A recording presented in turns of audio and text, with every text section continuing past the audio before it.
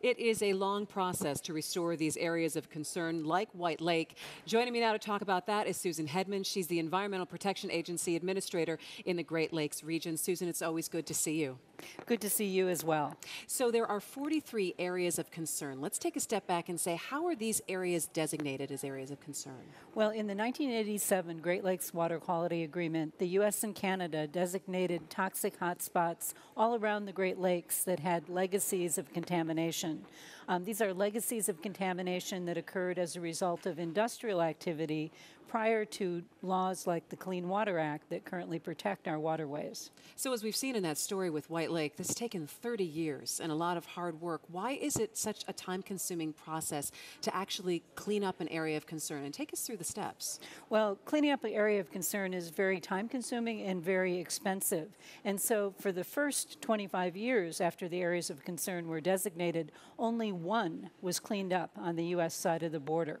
That's the Oswego River area of concern on Lake Ontario. But after President Obama launched the Great Lakes Restoration Initiative, we've had the resources to make real progress in these areas of concern. So it really does come down to funding and being able to put the boots on the ground to be able to do this work. When people say, why does it take so long?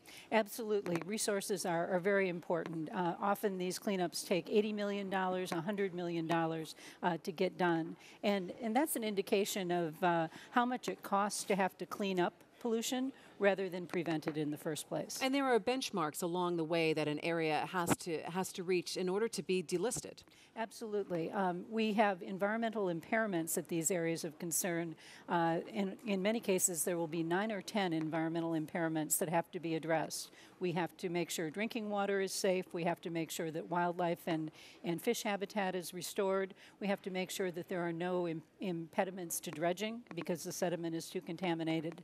And we've done work in all the areas of concern all around the Great Lakes to be able to address those environmental impairments, and we've really picked up the pace under the Great Lakes Restoration Initiative. I would imagine it's also a lengthy process because you have a moving environment, and areas where you start to improve and to restore, there could be some shifting as well.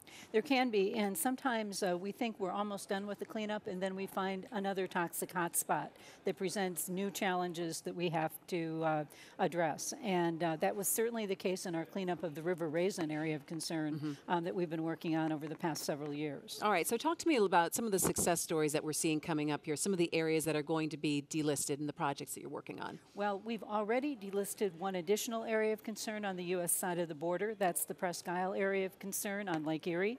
And this year, we have completed all of the work necessary to delist 5 additional areas of concern. 2 of those are here in Michigan.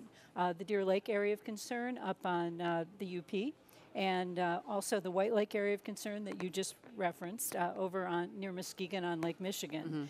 The other 3 that we've finished this year are the Sheboygan River area of concern over on Lake Michigan in Wisconsin. We've finished the Ashtabula area of concern on Lake Erie. We've just made an announcement there last week. And we also have completed work on the Waukegan area of concern down at the southern tip of Lake Michigan. It's amazing to see all of this movement in the last couple of years. It really is. And we have one more coming up this year, and that's the St. Clair River area of concern also in Michigan. We're going to complete work on that one this year as well. And we know that the work is ongoing. Susan Hedman from the EPA, thanks so much for joining us. I appreciate it. Thank you.